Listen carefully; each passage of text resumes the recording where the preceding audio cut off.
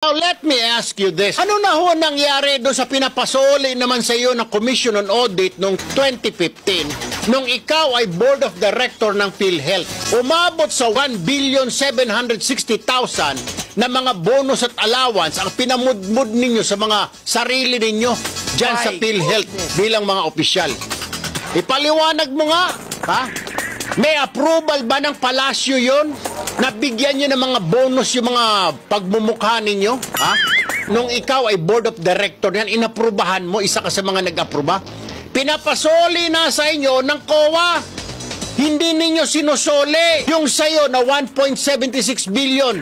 Kontribusyon yun ng mga miyembro ng PhilHealth, ugok. Kaya pala pag yung buntis magpa-check up, hindi tinatanggap ng ospital. Kasi wala sa PhilHealth noon. Bago lang yan eh.